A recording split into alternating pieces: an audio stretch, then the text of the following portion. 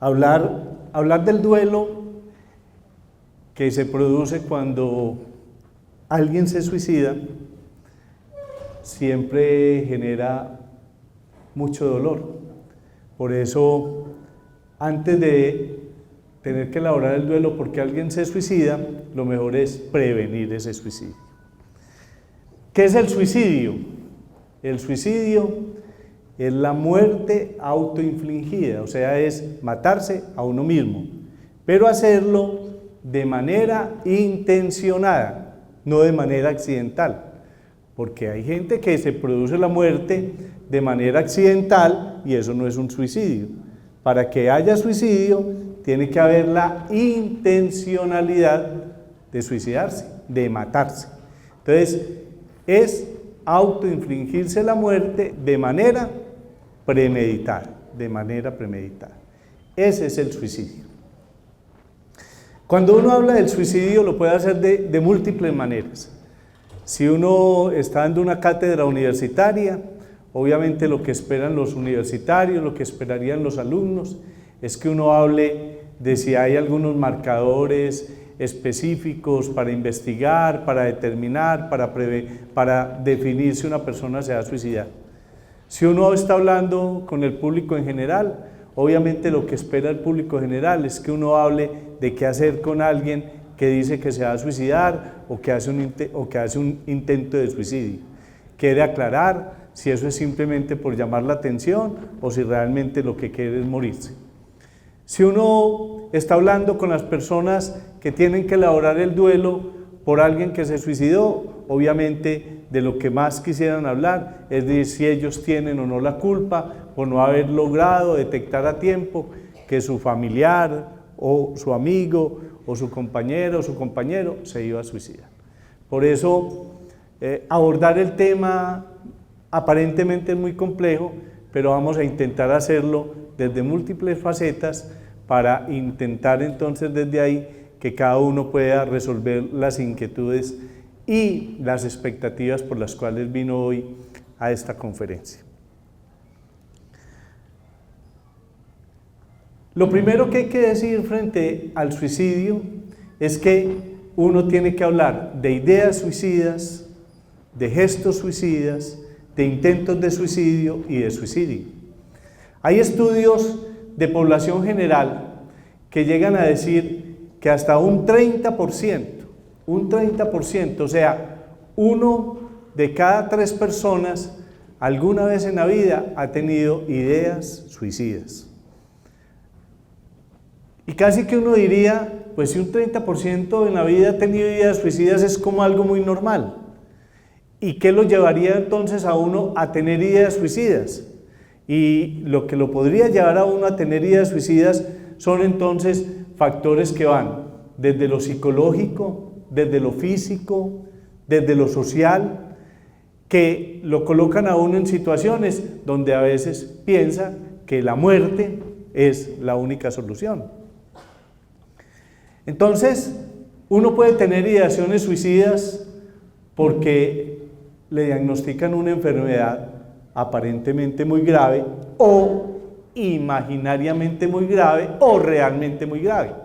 Entonces a uno le diagnostican un cáncer, le diagnostican una enfermedad muy asustadora como una diabetes, a veces algo no tan asustador como una hipertensión, le diagnostican un hipotiroidismo, le diagnostican cualquier cosa que no entendió que le dijo el médico y piensa que esa cosa es muy grave, entonces empieza a pensar quedarme sufriendo en este mundo, lo mejor sería suicidar.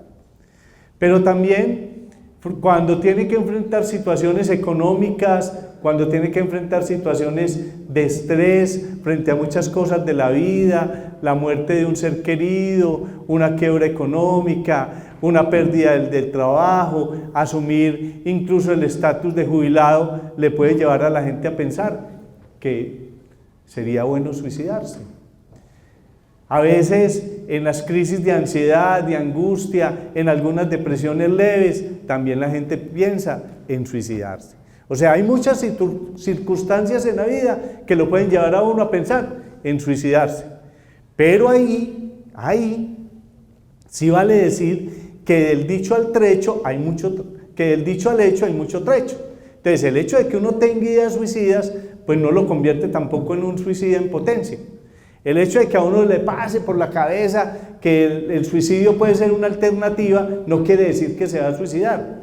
Lo que tiene que pensar la persona que le está pasando una idea suicida en la cabeza es que necesita ayuda, que necesita mirar cómo resolver la circunstancia de salud física, de salud mental o la circunstancia social que lo está llevando a pensar en el suicidio. Entonces ahí debe buscar ayuda, debe buscar hablar con alguien, si es necesario buscar una cita médica que le aclaren el diagnóstico que está teniendo, si es necesario buscar apoyo psicológico o apoyo psiquiátrico, si es necesario ir a una unidad de duelo, etcétera, etcétera. O sea, lo que tiene que pensar la persona que le está pasando una idea suicida en la cabeza frente a ciertas circunstancias de la vida es que necesita ayuda, necesita con quién hablar, con quién desahogarse, necesita a veces llorar.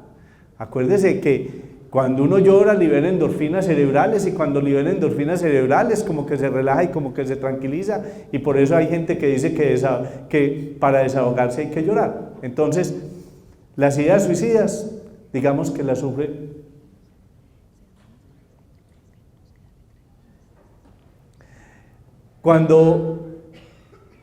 Cuando se tienen ideas suicidas, entonces es un campanazo para buscar ayuda.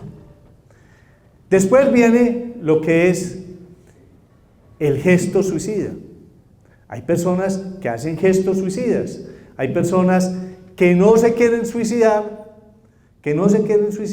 pero hay circunstancias de la vida que las angustia tanto, que las acorrala tanto, que las desespera tanto, que piensan, qué bueno dormir unos días, un mes entero y despertarme y que mágicamente se hayan resuelto todos mis problemas. Entonces piensa en que qué bueno dormir, qué bueno dormirme y olvidarme de todas las cosas que me están pasando, y va y se toma una cantidad de somníferos o de pastillas que tiene en la casa con la idea no de matarse, sino de descansar, de relajarse, dormir y que cuando despierte mágicamente todo se haya resuelto.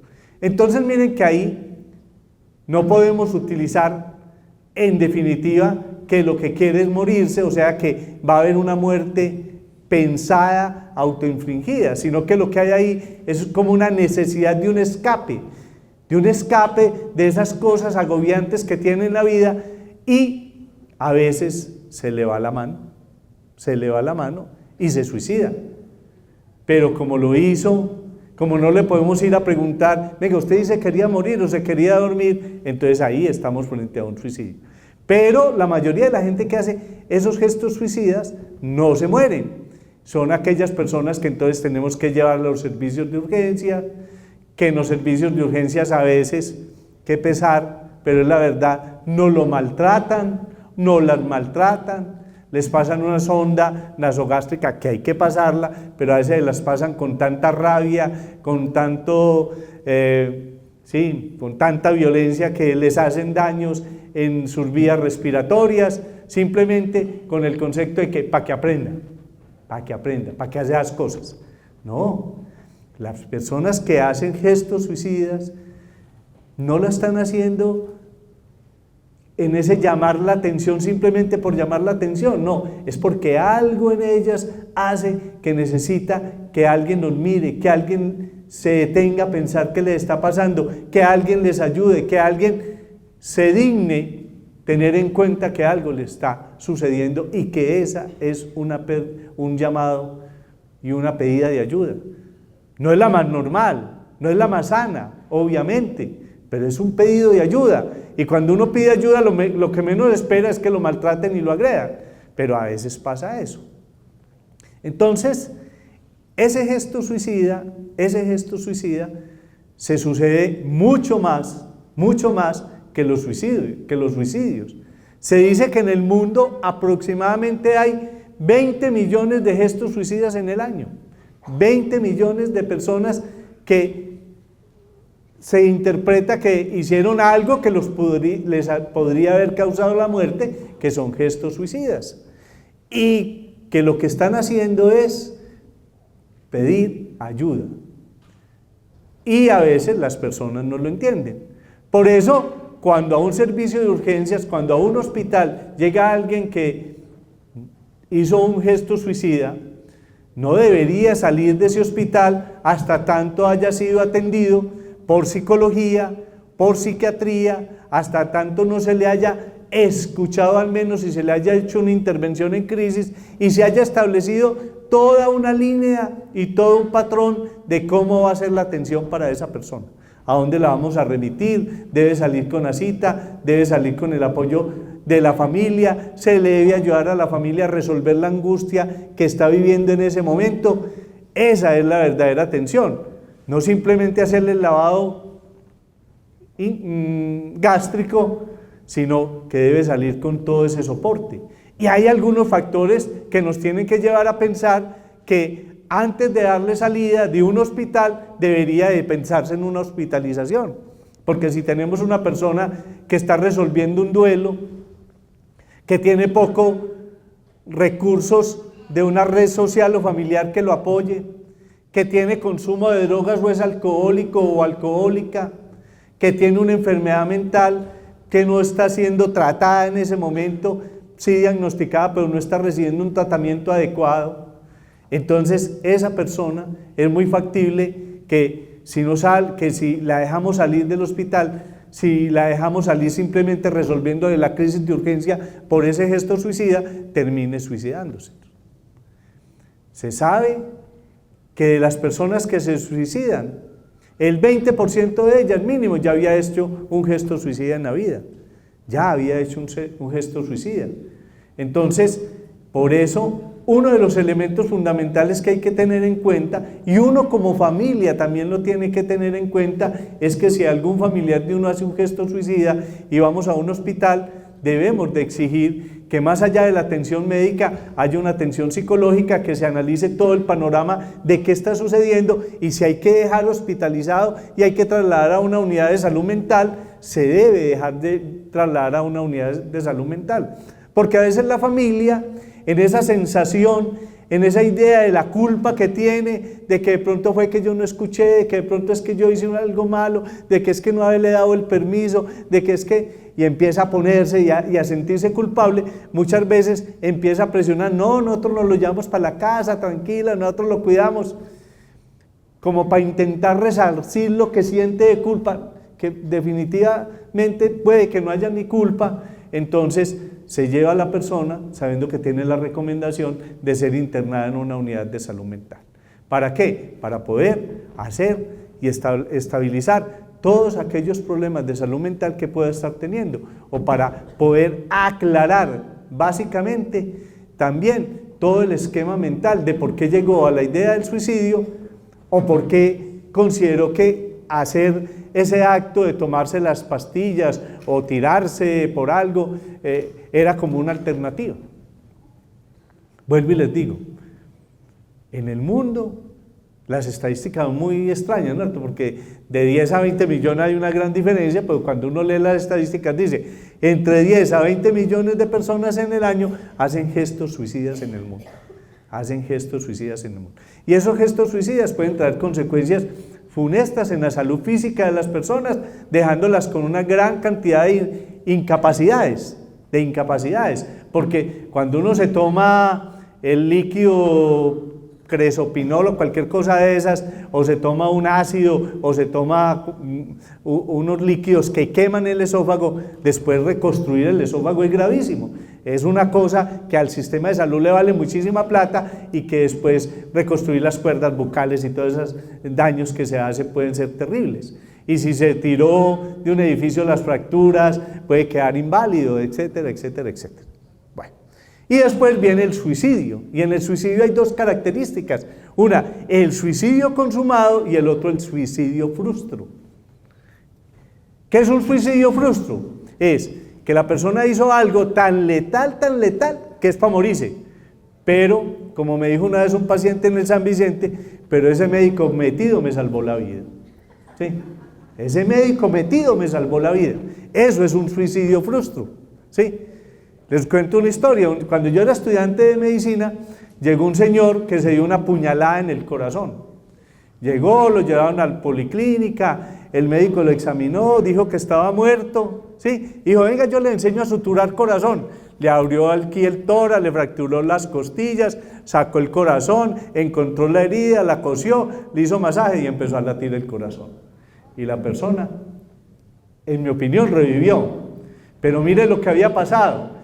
Había tomado la decisión de suicidarse y antes de suicidarse, porque este mundo era muy terrible, no valía la pena seguir viviendo esta cosa tan terrible que se vive, había ido a la casa, había cogido un arma de fuego, había matado a los hijos, había matado a la esposa y cuando se fue a dar el tiro ya no tenía balas. Entonces cogió el cuchillo a la cocina y se lo enterró en el corazón. Los vecinos salieron, los llevaron a la policlínica, el médico metido lo salvó y se fue para la cárcel 40 años. 40 años. ¿Por qué? Porque hizo un homicidio. ¿Sí? Porque hizo un homicidio. ¿En cabeza de quién? De sus hijos y su esposa.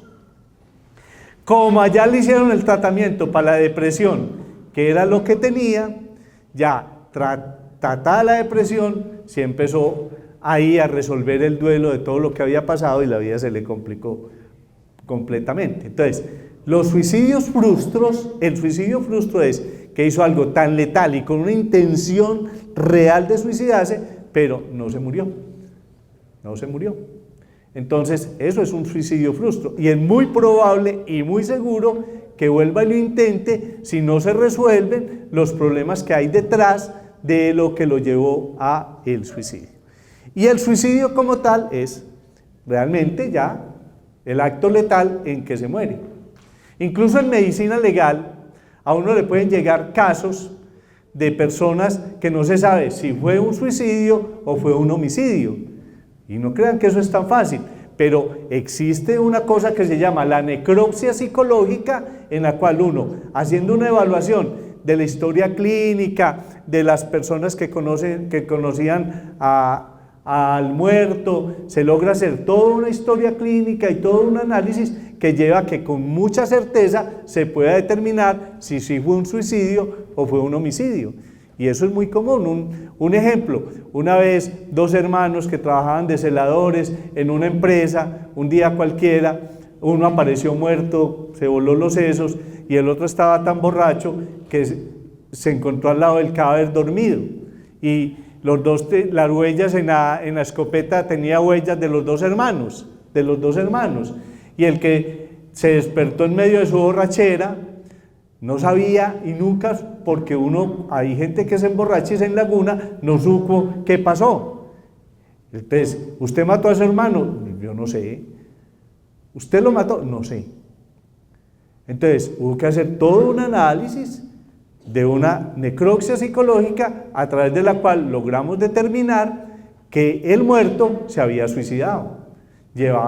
Desde hacía 2 semanas estaba muy triste, había peleado con la novia, estaba llorando mucho, le había dicho a la mamá y a otro familiar que la vida no valía la pena, que él estaba como pensando en suicidarse. Empezamos a analizar y alguna vez había hecho, mucho más joven, un gesto suicida, se había tomado unas pastillas, a los amigos siempre les hablaba de lo maluco que era la vida, etcétera, etcétera. Entonces uno hace todo un análisis y encuentra que era un suicidio.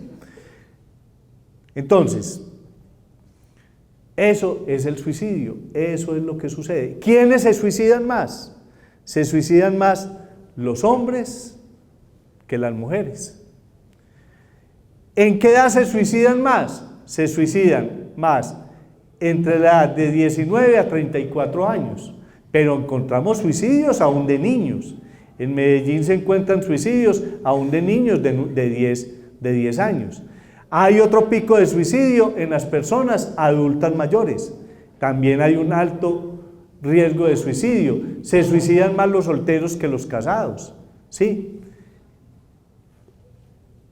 Pero detrás, en los estudios que se hacen de suicidio, se encuentra que entre un 15 a un 90% de las personas que se suicidan tienen alteración en su salud mental.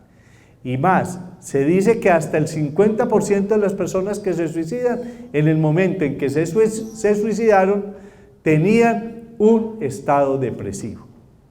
Y se sabe que entre el 27 al 62% de las personas que se suicidan tienen alcohol o sustancias psicoactivas en sangre.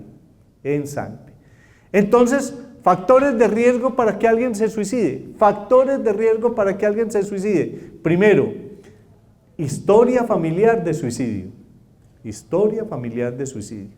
Hay estudios muy serios que señalan que hay una herencia poligenética en el suicidio. O sea, si yo pertenezco a una familia donde hay suicidio, pero además hay depresión y además hay alcoholismo, yo tengo un mayor riesgo de suicidarme.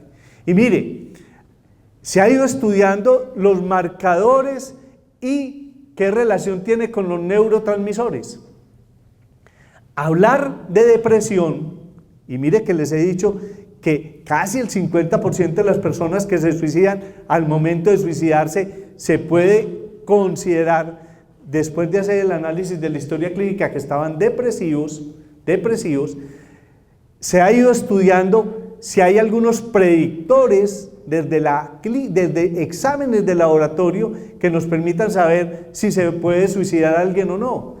Y allí hay un factor muy importante que desde hace mucho rato sabe la psiquiatría, y es que los déficits de serotonina cerebral, específicamente en una parte del cerebro llamado los núcleos del Rapé y en la parte que se llama el lóbulo prefrontal, la disminución de la serotonina cerebral hace que uno tenga una mayor predisposición a suicidarse. Y se sabe que hay una alteración en el eje que va de la hipófisis, el tálamo y las suprarrenales con altas descargas de cortisol, que en esas personas que se estresan muy fácil y que son muy ansiosas también tienen un mayor riesgo suicida. Y se sabe que hay unas alteraciones en unos receptores de otro neurotransmisor cerebral, que es la noradrenalina, que está implicada en los ataques de pánico y en los trastornos de ansiedad, que también predispone a que las personas se suiciden. Se sabe que hay personas que tienen problemas con hipocolesterol, o sea, en vez de ser altas en colesterol, tienen muy bajas cantidades de colesterol, que también parece que tiene relación con el suicidio. O sea, el suicidio tiene una predisposición genética y tiene unos marcadores biológicos. Entonces, un alto factor de riesgo para suicidarse, que en la familia de uno haya suicidio. Y un alto factor de riesgo para suicidarse, que uno tenga una enfermedad mental no tratada, principalmente depresión, trastorno afectivo bipolar, esquizofrenia, trastornos de la personalidad, especialmente el limítrofe. Esas 4 enfermedades, la depresión, la esquizofrenia, la bipolaridad y los trastornos de personalidad, fundamentalmente el trastorno limítrofe de la personalidad, es un factor de riesgo para suicidarse. Otro factor de riesgo para el suicidio es haber cometido gestos suicidas. Entonces aquí es donde siempre le dice uno a la población, a la gente, en el suicidio, perro que ladra sí muerde. Perro que ladra sin muerte. Ah, no, como dice ese vive intentando suicidarse y no lo logra. Algún día lo logra. Ahora, hay que diferenciar una cosa. Ahora está muy de moda que muchos jóvenes, incluso con trastornos pues, de la personalidad, se nos estén cortando los brazos, haciéndose cortadas muy superficiales donde medio sangran, pero les duele. Esos no están haciendo ni siquiera gestos suicidas, eso es otra cosa, es una experimentación permanente del dolor, supuestamente porque a través del dolor descargan la ansiedad. Eso no quiere decir que esos jóvenes se nos van a suicidar, pero muchos de esos jóvenes que hacen el estarse cortando y autoagrediendo para sentir dolor, porque supuestamente a través del dolor descargan la ansiedad, tienen un trastorno de personalidad. Y si ese trastorno de personalidad reúne requisitos para considerar que un trastorno de personalidad limítrofe, sí tiene mucho riesgo de suicidarse. Entonces, por eso hay que ir armando un cuadro clínico, hay que hacer una muy buena historia. ¿Quién más tiene riesgo suicida con enfermedades mentales? Los anoréxicos. Los anoréxicos. Eso es un factor de riesgo. Otros factores de riesgo para suicidarse: el alcoholismo y el consumo de sustancias psicoactivas. Los estudios, ya les dije, demuestran que hasta un 62% tenían alcohol en sangre y un alto porcentaje también tenían sustancias como las benzodiazepinas en sangre. ¿Por qué? Porque en la medida en que pueden ser depresivos, empiezan a tomar licor, el licor los desinhibe, les quita el miedo de hacer el acto y hacen el acto suicida. Entonces, hay una relación muy alta entre el suicidio y la impulsividad. Incluso muchos estudios sobre quiénes se pueden suicidar y por qué se suicida, se encuentra que las personas que son impulsivas, que tienen dificultades en el control de impulsos, que son explosivas, tienen una de dos: o son muy violentas hacia los demás, entonces son supremamente agresivos hacia los demás, o pueden ser autoagresivos. O sea, en una de esas crisis impulsivas, en una de esas explosiones de ira o de rabia, o en un momento en que tiene que enfrentar una frustración y no es capaz de enfrentarla, se suicida. Es la persona que le dicen: no te dejo ir a la fiesta, y coge impulso y se tira por el balcón, porque la mamá no la dejó ir a la fiesta. O le peleó con el novio o con la novia, y en esa situación de desespero, por esa pelea, por esa discusión, pues se tomó todas las pastas que encontró de la mamá, del papá, del abuelo, mientras más, ¿sí? O cogió el revólver del papá y se dio un tiro. Entonces, las personas impulsivas tienen también un factor de riesgo para el suicidio. ¿Qué otro factor de riesgo existe? El que le diagnostiquen a uno ciertas enfermedades orgánicas. Las personas que tienen dolor crónico tienen una alta posibilidad de incurrir en suicidio. Las personas que les diagnostican cánceres o que tienen enfermedades terminales tienen alto riesgo de suicidarse. Las personas que les diagnostican que tienen traumas encefalocraneales por los daños que se producen allá, pueden volverse impulsivas, y si el daño es prefrontal, mucho más, y pueden hacer actos suicidas. Las personas con lupus eritematoso, también. El hipotiroidismo. Mire, todo paciente que va a un consultorio psiquiátrico por cuadros de depresión y ansiedad, mínimo, debería salir con una orden de laboratorio para estudiarse la tiroides, porque muchas de las manifestaciones tempranas del hipotiroidismo son manifestaciones depresivas y ansiosas, y esas depresiones pueden llevarlo a uno a que se suicide. Más factores de riesgo para el suicidio: tener a la mano un elemento que le permita suicidarse. Hay estudios que demuestran que hay más suicidio en las casas donde por algún motivo hay armas de fuego. Entonces, una persona impulsiva, una persona depresiva, va y coge el revólver y se da el tiro. Aunque la mayoría de los suicidios se dan por ahorcamiento, la mayoría de los suicidios en el mundo son por ahorcamiento, por consumo de sustancias tóxicas, fundamentalmente pesticidas, y en el campo pues es el pan nuestro de cada día, por el consumo de medicamentos en exceso, por asfixia, por armas de fuego o por tirarse al vacío. Pero mire que las cosas también se dan como por moda. Aquí en Medellín es histórico las personas que se tiraban en el Palacio Nacional. En el Palacio Nacional, que es donde ahora venden tenis, allá quedaban los juzgados, en el último piso, para pasar de una parte donde estaban los juzgados a donde ya los llevaban para ser detenidos, a pagar la condena, había como un puentecito y por ahí se tiraron muchos. Ahora se tiran desde allí del Palacio del Frente, sí, de allí, eso, de la parte de atrás, sí, pero en el Palacio Nacional existe esa historia. En el viaducto de Pereira, ¿se acuerdan toda la historia del viaducto de Pereira? Hasta que tuvieron que ponerle a eso rejas, alambres de púa, y ya nadie es capaz de tirarse porque es imposible, pero mucha gente se tiró. En el metro de Medellín, ¿cuánta gente se nos ha tirado? O sea, también va existiendo otro amor. Factores de riesgo para el suicidio: que alguien que tenga influencia sobre un grupo determinado y que además esté creando como cierto gueto, se suicide. Incluso hay historias de personas que llevan a suicidios colectivos, y ustedes lo han visto en la prensa, etcétera, etcétera, donde ya va a venir el fin del mundo, mañana se acaba el mundo, entonces mejor todos nos suicidamos, y se suicidó toda una comunidad. Entonces, esos factores también están ahí.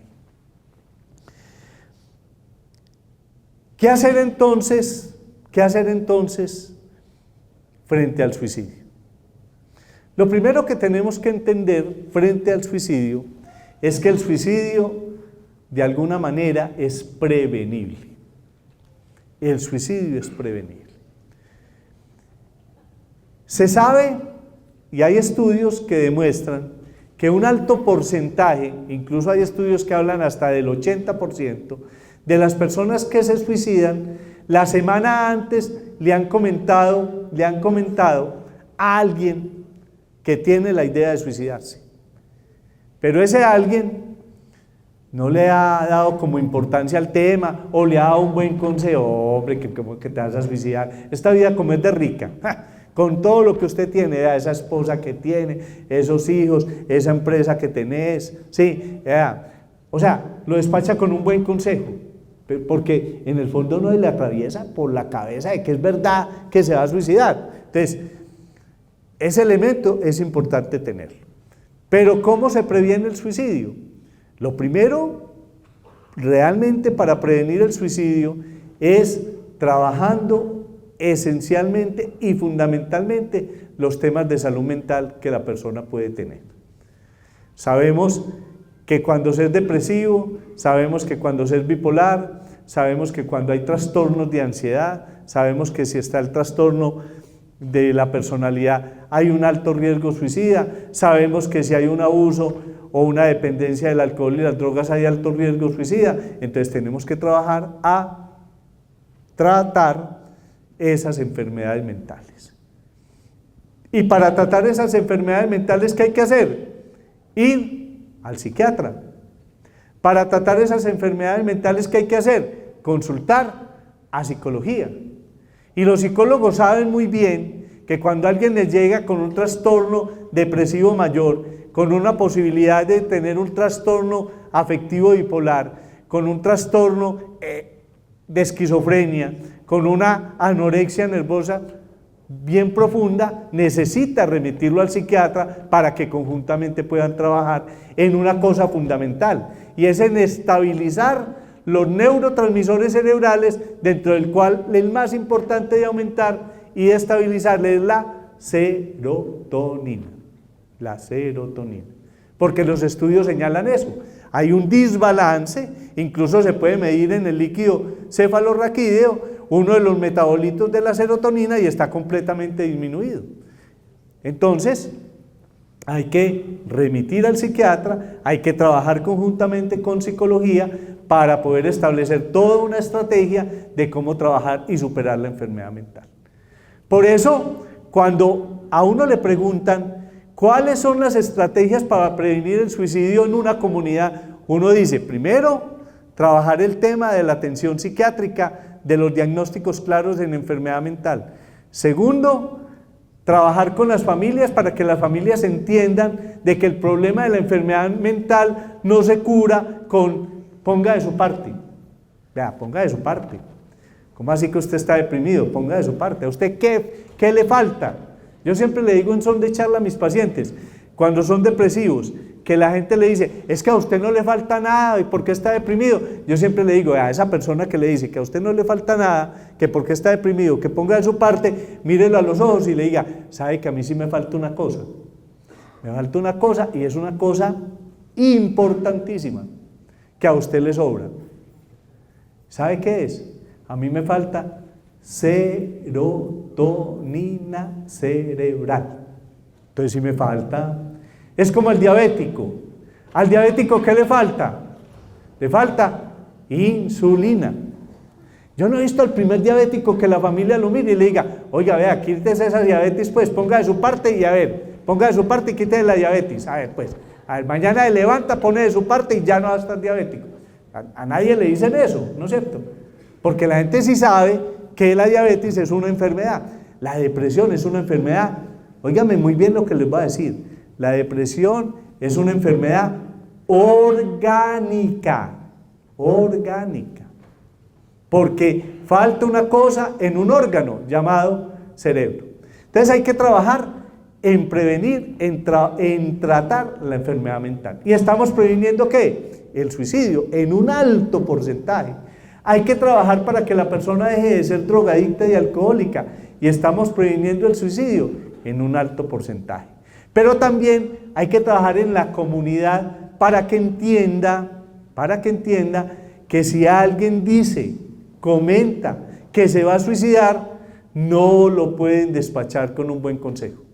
Lo que hay que hacer es, venga, sentémonos, qué es lo que le está pasando, cuál es su angustia, cuál es su problema, y no juguemos a ser el psicólogo y el psiquiatra de esa persona. Tenemos es que escuchar y orientar, y camine pues, busquemos ayuda y nos vamos para donde el especialista que le va a ayudar, que es el psicólogo y el psiquiatra. Entonces es no jugar a ser el terapeuta, sino escuchar, porque en ese momento hay que escuchar. Y si vemos que la cosa sí tiene su realidad y está elaborando la idea y ya la tiene planteada, y realmente lo que está mostrando es esa gran desesperanza. Las personas que se suicidan le manifiestan a uno una gran desesperanza sobre la vida. La vida no vale la pena. ¿Por qué se nos suicidan muchos adultos mayores? Porque sienten que son una carga para la familia. Y lo más triste es que la familia le hace sentir que es una carga para ellos. Y entonces uno empieza a sentir, no, es que yo aquí no valgo nada, yo no sirvo para nada, yo soy una carga. Pues lo mejor es que mi Dios se acuerde de mí, y como a él le da tanta lidia porque tiene que pensar en tanto, yo le ayudo y me suicido. ¿Sí? Así empieza a funcionar la mente. Entonces, elementos que hay que poner en cuenta cuando alguien nos dice, hombre, yo me quiero como morir. Empezar a escuchar, venga, ¿por qué? No, es que la vida no vale la pena, yo tan quebrado que estoy, ese cáncer que me diagnosticaron, yo que vivo tan solo, yo que no soy capaz de relacionarme con nadie, y empieza con todas esas ideas de desesperanza, de minusvalía, que no le saca gusto a nada. ¿Para dónde nos vamos? Para donde alguien que nos pueda ayudar. ¿Y qué nos puede ayudar? La psicología y la psiquiatría. Mire, uno puede tener todo en la vida y estar deprimido. Yo siempre digo, y creo que muchos de ustedes me lo han escuchado, que al primer depresivo que yo conocí en la vida, yo tenía como 4 años, cuando conocí al primer depresivo en la vida, por allá en un pueblito en la montaña, que cuando eso ni siquiera la gente sabía que la depresión existía, porque ¿sabe de qué se moría la gente en los pueblos cuando se deprimía? Le decían a uno, es que, no, ese se murió de mal de amor y bicho seco. Ustedes no han oído hablar, no es que han escuchado una enfermedad gravísima, la gente se moría de mal de amor y bicho seco. ¿Y qué era el mal de amor y bicho seco? Una depresión, la terrible, donde no volvía a comer, se encerraba y se ponía a llorar. Mal de amor y bicho seco. Esa era la depresión, diagnosticada por los papás de nosotros, ni siquiera por los médicos. ¿Sí? Entonces, al primer depresivo que yo conocí en la vida, oiga, tenía todo, pero todo. Mejor dicho, yo me quisiera la casa donde vivía ese depresivo. Era una mansión enorme. Tenía carro, oiga, en esa época tenía carro. ¿Sí? Tenía como 20 servidumbres que los cuidaran, tenía ropa traída de Francia y de no sé dónde, zapatos de todas las marcas, ¿sí? Tenía perro y gato que lo cuidaran, y sin embargo estaba deprimido. ¿Y sabe cómo se llamaba? Todos ustedes la conocen, se llamaba la pobre viejecita. ¿No la conocen? La pobre viejecita. Era así una pobre viejecita sin nadita que comer, y mire todo lo que tenía para comer. ¿Sí? ¿No han visto la casa en que vivía la pobre viejecita? Me la quisiera yo para mí. No. Esa pobre viejecita, a la que supuestamente no le faltaba nada, Le faltaba serotonina en el cerebro. Estaba deprimida. El cuento porque no acaba, pero yo estoy tan seguro que la pobre viejecita terminó suicidándose. Porque Rafael Pombo no sabía que existían los psiquiatras, ni le hizo el diagnóstico. Entonces, lo más seguro es que terminó suicidándose, ¿sí? Pero miren y verá que todos ustedes conocen a la pobre viejecita que le sobraba de todo y sin embargo estaba deprimida. Y Rafael Pombo a la pobre viejecita, no le digo ponga de su parte, nunca le digo eso, nos contó la pobre viejecita. Entonces, trabajar sobre el suicidio es trabajar para identificar qué posibles causas llevan a alguien a suicidarse. Entonces, si yo estoy en mi familia, y en mi familia hay enfermedad mental y hay depresivos, y en mi familia por allá el tatarabuelo se suicidó. Mire que cuando uno va donde el psiquiatra, donde el psicólogo, por lo general una de las preguntas que le tiene que hacer uno al paciente es, venga, ¿usted ha pensado suicidarse? Y a veces la familia abre los ojos así, como si uno le estuviera insinuando el suicidio al paciente. No, uno no le está insinuando el suicidio. Uno lo que está buscando es que si el paciente o la paciente está pensando en suicidarse, lo comente, lo diga, porque cuando uno verbaliza las cosas, cuando uno permite que alguien se las analice, cuando uno es capaz de expresar toda esa angustia, toda esa desesperanza, todo eso que está sintiendo, muy probablemente termine no suicidándose, porque logró desahogarse, logró entregarle a alguien lo que estaba sintiendo, y ese alguien, un especialista en salud mental, como el psiquiatra y el psicólogo, lo está ayudando. Entonces, el elemento de la prevención está en escuchar. El tema de la escucha es fundamental.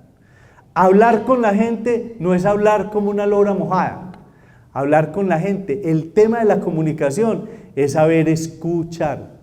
Saber escuchar. Y no juzgar. No juzgar.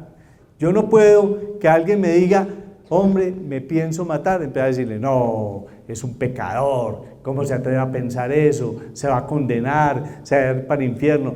No, eso al suicida, al que está elaborando la idea de suicida, no lo saca de ahí. Puede que antes lo impulse más porque yo tan malo, pues entonces de una vez me voy para el infierno, pues es que yo merezco estar aquí. ¿Sí? La mente le juega a uno pasadas terribles, la mente lo engaña a uno permanentemente. Entonces ese tipo de mensajes lo que hace posiblemente es impulsarlo a uno más.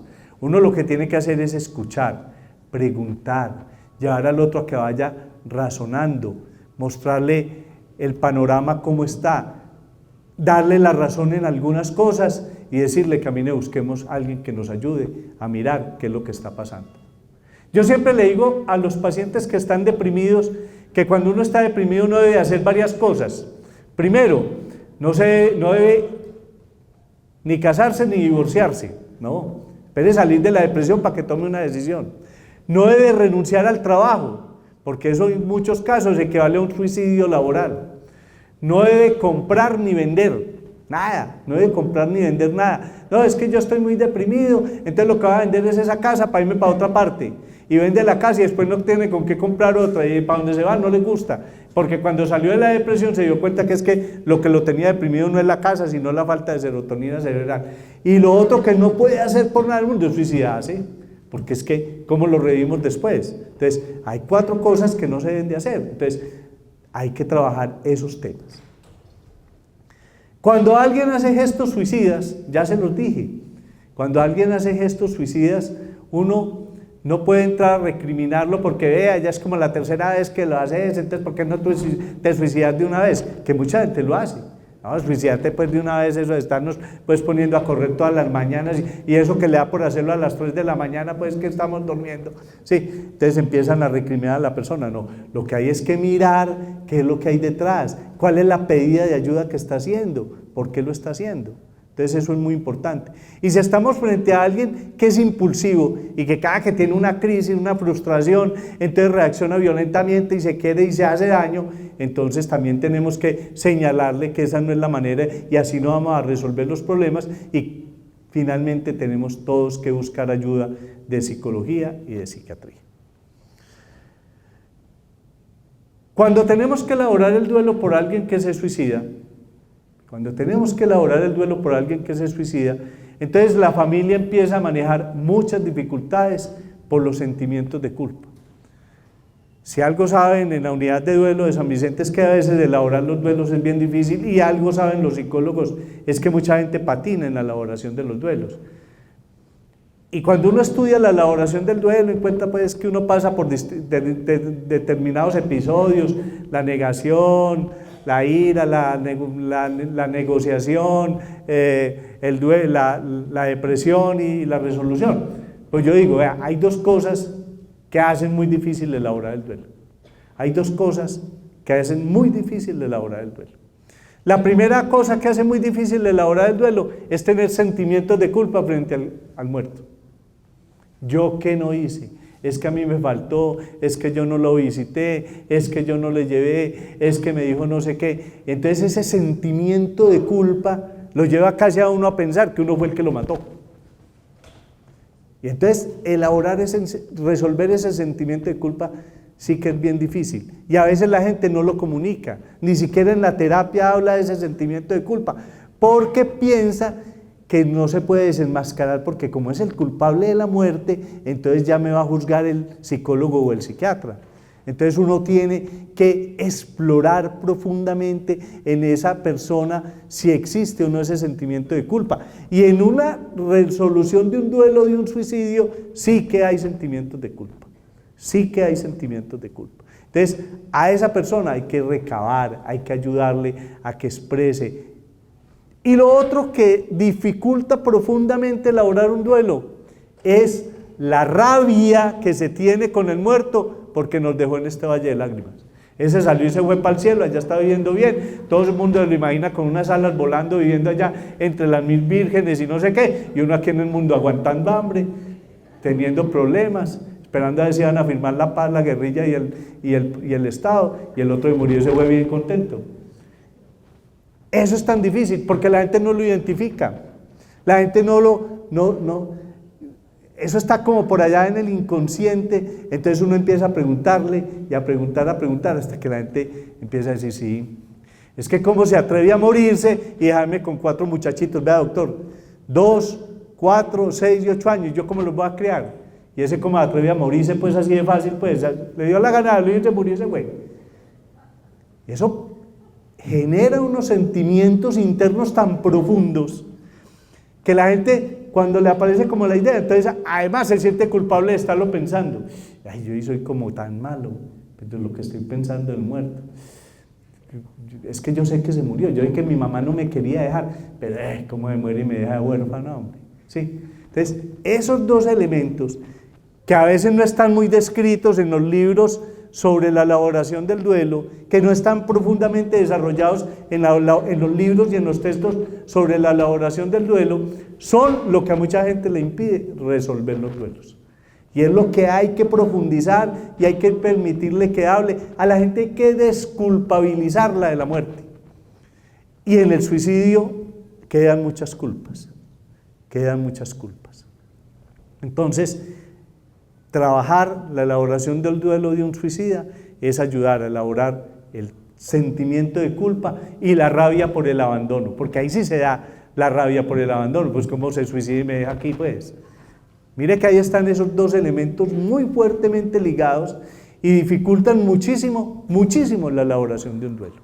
Entonces eso hay que trabajarlo profundamente.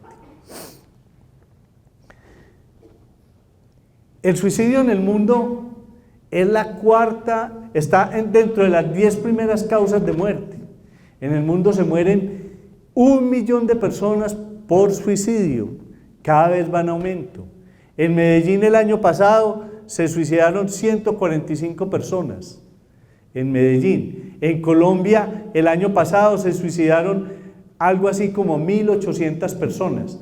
El suicidio en Colombia se ha mantenido más o menos estable en una tasa de 4.5 a 4.2 por cada 100.000 habitantes, o sea, no es una patología que haya estado en aumento, pero lo que sí se sabe Lo que sí se sabe es que en las épocas de crisis económica, por ejemplo, cuando se quebraron esas pirámides y ahora que se quebró Interbolsa y todo eso, se aumentan los suicidios, porque también hay un factor psicosocial que tiene que ver con lo económico, con la sensación de fracaso y de quiebra que llevan a la gente que tiene cierta predisposición o además tiene algunos elementos asociados psicológicamente, los lleva a suicidarse. Por eso hay momentos en la historia y en la situación que vive un país o una sociedad que lleva a que tengamos que arreciar y proteger para que no se nos aumente la tasa de suicidio.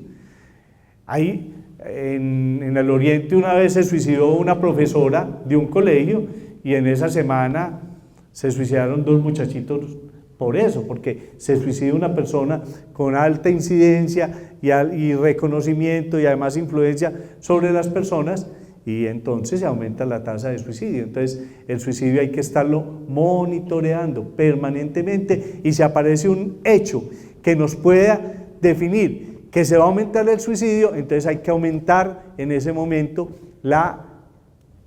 hay que activar todas las alarmas y hay que trabajarlo. Cuando uno habla con los medios de comunicación y cuando se habla del tema de hablar del suicidio, mucha gente dice, no, es que cuando se habla del suicidio se aumentan las tasas de suicidio. No, lo que pasa es que cuando se habla del suicidio hay que hablar del suicidio como una enfermedad, como un trastorno o como una situación prevenible y hay que mostrarle a la gente, si usted está sintiendo, como se lo he dicho a ustedes, anedonia, desesperanza, piensa que la vida no vale la pena, si usted está teniendo ansiedad, si usted sufre de trastorno, busque ayuda y verá que se puede. O sea, el mensaje tiene que ser siempre en positivo, pero ustedes saben que en este mundo de las redes sociales las situaciones son muy difíciles, a veces los medios de comunicación no saben tratar bien el tema, los tratan personas que no tienen experiencia al respecto y además a veces le hacen publicidad a ciertas páginas que encuentra uno en Google que además le describen 50.000 maneras de suicidarse y entonces eso dispara la curiosidad, etcétera, etcétera, etcétera, etcétera. Entonces el manejo en los medios de comunicación sobre el tema del suicidio tiene que ser tratado muy adecuadamente por especialistas y más cuando suceden cosas como la del niño que en Bello en estos días, o vuelvo y digo, cuando alguien con influencia puede hacer un acto de estos y eso dispara. Seguir hablando del suicidio obviamente tiene mucho que ver, pero yo diría, es fundamental entender que por lo general detrás del suicidio hay una alteración en la salud mental. Es fundamental entender que la gente mientras más impulsiva sea y menos tolerancia a la frustración tenga, más factores de riesgo tiene para suicidarse. Es importante saber que el alcohol y las sustancias psicoactivas están muy relacionadas con el suicidio. Es importante saber que aquel que dice que se va a suicidar tiene mucho riesgo de que realmente lo haga. Y si ya ha hecho varios intentos, la probabilidad de suicidarse cada vez es mayor. Es importante saber que hay una predisposición genética y que si en mi familia hay depresión, suicidio y alcoholismo, si yo me empiezo a deprimir, debo de correr a buscar ayuda y si empiezo a tomar mucho licor, debo de salir a buscar ayuda. Es importante saber que a la gran mayoría de las personas le ha pasado la idea de suicidio algún día por la cabeza, pero que incluso cuando le ha pasado la ha logrado descartar. Pero si la idea viene repetitivamente y repetitivamente está ahí y empieza como a contemplarla como a veces como eso está como hay que pensarlo, hay que buscar ayuda. Esos elementos son fundamentales tenerlos claros. Es fundamental saber que cuando alguien le diga que se está pensando suicidar, no lo despachen con un buen consejo. Y no lo despachen mucho menos con cantaleta. ¿Sí? En ningún libro de medicina dice que ninguna enfermedad se cura con cantaleta, ¿no es cierto? El hecho, ni tampoco lo juzguemos. Escuchemos, hagamos preguntas pertinentes. Bueno, ¿y cómo lo vas a hacer? Para mirar si tiene un plan elaborado. Es importante mirar si Adicionalmente, miren, sin ser psiquiatra ni ser psicólogo, adicionalmente saber si realmente hay una gran desesperanza frente a la vida y no jugar a ser terapeuta. O sea, no despachar con un consejo, no despachar con un regaño, pero tampoco quedarnos ahí, pues, y qué más, y qué más, y qué más, porque nos vamos llenando de tantas cosas que al final no sabemos qué hacer. No, es, venga, escuchamos, apoyamos, cuente conmigo, pero camine, busquemos que nos ayude. Nos vamos para donde un psicólogo, para donde el psiquiatra, a mirar.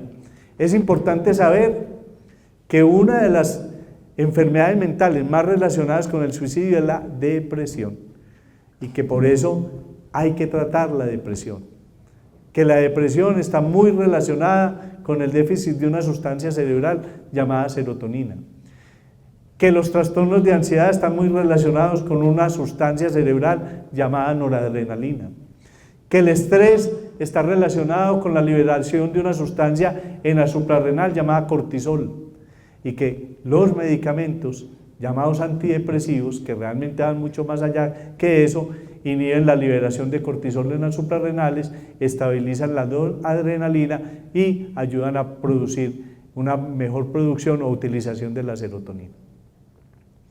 Es importante saber que si alguien se suicida, tenemos que elaborar el duelo, pero que en elaborar ese duelo tenemos que avanzar en resolver nuestro sentimiento de culpa y la rabia por el abandono. La gente que trabaja en la elaboración del duelo tiene que entender esos dos elementos, y más cuando estamos frente a la muerte, la elaboración del duelo por la muerte de un suicida, porque allí es donde se patina en la elaboración del duelo, en cuán culpa tengo yo y cuánta rabia por el abandono. Eso es fundamental. Es importante saber que la depresión le da aún a niños muy pequeños, Cuando un niño va y le dice a usted, ¿para qué me trajo al mundo? Yo acá le pedí que me trajera a esta vida tan maluca. Tiene 4 años y le está diciendo eso, empiece a pensar en una depresión. Y si permanentemente está quejando de dolor de barriga y dolor de cabeza, no quiere salir a jugar con los amiguitos y mucho menos ir a la guardería, piensen en una depresión. Porque hay niños en Colombia, y los estudios en los últimos 10 años no nos muestran suicidio en niños de menos de 5 años, pero hay estudios, hay suicidios en niños menores de 5 años, que no lo hicieron accidentalmente, sino que parece que lo hicieron como un suicidio, se quisieron morir. Entonces, eso también hay que tenerlo en cuenta. Básicamente, era lo que les quería contar, es un panorama que no es desolador. Vuelvo y digo, en Colombia se suicidan 1.800 personas en promedio en el año. Eso quiere decir que son como 5 suicidios por día en Colombia, 5 suicidios por día, pero son más o menos aproximadamente de 30 a 40 gestos suicidas en el año por día en Colombia, y que aquellos que hacen gestos suicidas tienen un alto riesgo posiblemente de suicidarse, que hay que trabajar con ellos y es fundamental a partir de ahí prevenirlo.